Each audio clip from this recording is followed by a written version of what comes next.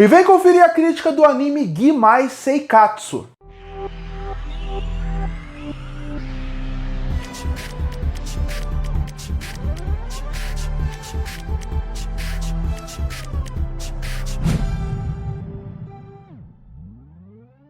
E eu finalmente assisti o anime lançado na temporada de julho de 2024, chamado Gimai Seikatsu. Anime esse que achei uma premissa diferente, mas foi mais do que a premissa que chamou minha atenção. Eu gostei do trailer também, eu gostei da animação que foi apresentada no trailer. E isso chamou minha atenção para querer acompanhar o anime. Para quem não sabe, a história acompanha dois personagens, a Hika e o Yuta. Esses dois personagens, eles não se conhecem ainda, mas os seus pais estão entrando em um relacionamento. Então a partir daí, eles vão ser meio-irmãos. E essa vai ser a relação deles. Tanto que a primeira frase do anime é os dois comentando como meio-irmãos. São pessoas que não se conhecem, mas têm que se suportar, porque sabem que vão ter que viver junto, mesmo não tendo nenhum parentesco, sendo algo estranho. E aí começa o anime. Logo no primeiro episódio eles descobrem que estudam na mesma escola e aí vai começar a se desenvolver.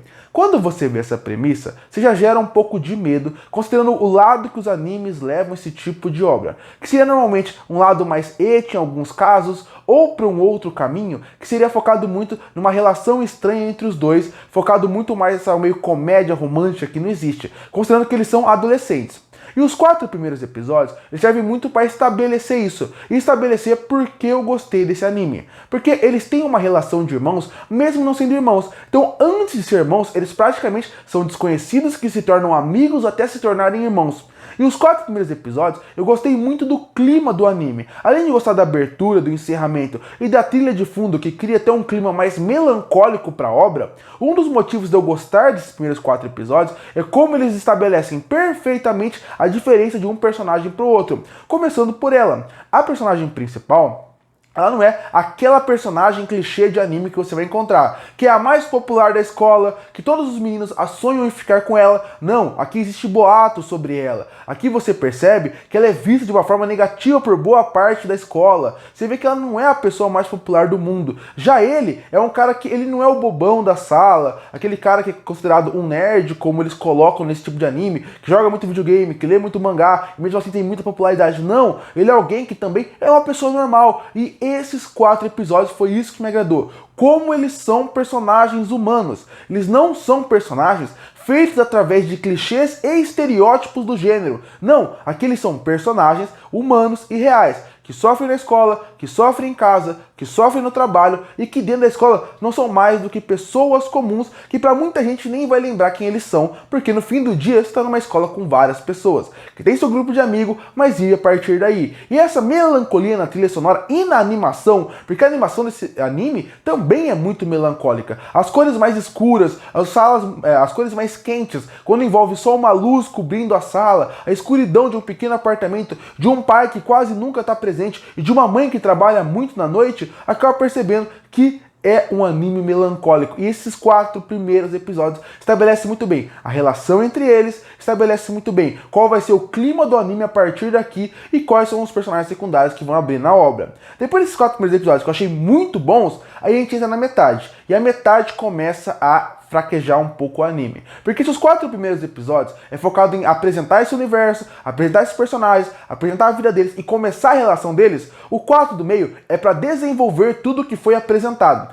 E aí que começa um problema. O anime acaba caindo em alguns clichês, mesmo que são clichês que eles sabem utilizar até certo ponto, caem alguns clichês e os personagens secundários que vão aparecendo acabam fazendo com que o anime não acrescente. Na verdade, ele fique na mesma, porque os personagens secundários não são tão interessantes como deveriam ser. Eles são, na verdade, desinteressantes. Eles não criam aquela ideia de você, quero conhecer os personagens secundários, quero saber sobre eles. Algo que outros animes mais clichês usam muito bem em romance, como por exemplo o Horimiya. Horimiya é um anime pra mim de romance que ele lançou recentemente. Ele usa todos os clichês, mas ele consegue fazer com que os personagens secundários sejam interessantes num nível que você queira conhecer mais sobre ele. Aqui eu acho que falta isso. Falta os pais serem mais interessantes, falta os amigos serem mais interessantes, pra gente, como público, criar um interesse como um todo de querer conhecer mais eles. A animação continua de boa a mediana. A trilha sonora continua funcionando funcionando bem. Nessa metade que começa mais o ciúme dela com ele, a parte das novas personagens que aparecem acaba enfraquecendo.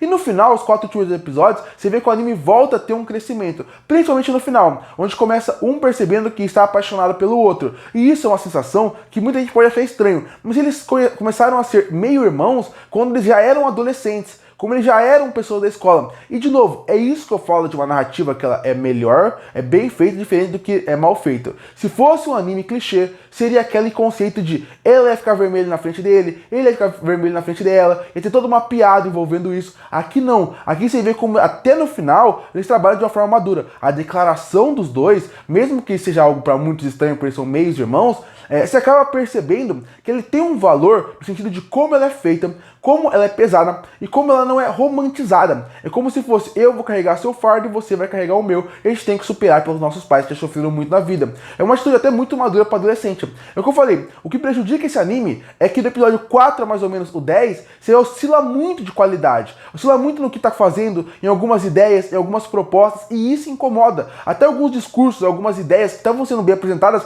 não são bem desenvolvidas até aqui. A sorte do anime é que ele começa muito bem, e esse meio não é ruim, é só um meio que poderia ser melhor. E o final, a obra termina bem, o último episódio é bom. Eu até queria ver uma segunda temporada pra ver como vai ser a relação deles a partir daqui, se eles conseguem manter uma qualidade no discurso que eles já conseguiram apresentar até agora. Mas eu gostei dos personagens principais, gostei da ideia e gostei de como é um anime, em certo ponto, até maduro no que ele quer apresentar. Porque até a declaração foi mais madura do que eu esperava. E a cena final, quando os créditos sobem, também é algo bonito pra gente recordar o que aconteceu nesses 12 episódios. No fim, é um anime que pra quem gosta de romance de uma forma diferente, que vai além do romance e quer discutir a vida de pessoas, é um anime que vale a pena. Concluindo, Gimae Senpatsu não é o melhor anime do mundo, ele é um anime acima da média. Mas o que eu falo, que eu recomendo ele, que acredito que vale a pena ser visto, é porque ele sai daquele clichê. No mundo onde está acostumado a ver tantos animes de romance ou slice of life que são muito repetitivos, aqui ele pega um gênero clichê e tenta trazer algo pelo menos novo, com um começo muito promissor e uma dupla principal que acaba te cativando. É um anime que discute assuntos sérios, discute pontos sérios de uma forma interessante, desde família, a amigos, a relacionamento, a como as pessoas pensam com o outro. Eu queria que o anime mantesse a qualidade dos 4 primeiros episódios. Infelizmente isso não acontece. Do 5º até mais ou menos o 10º, você vê que cai bastante de qualidade, mas mesmo assim ainda tem valor de produção, ainda tem discursos interessantes e os personagens principais continuam funcionando. E o final é bonito. É um anime que pra quem quer algo diferente, que vai além do clichê, talvez valha a pena pra você, como valeu pra mim. E por isso que eu fecho o anime Gimae Senpatsu com uma nota 7 de 10. Curte pra fortalecer o canal, se inscreve para não perder os próximos vídeos. E aí, o que achou de Gimae Senpatsu? Gostou ou não? Comenta aqui embaixo. Eu volto no próximo vídeo.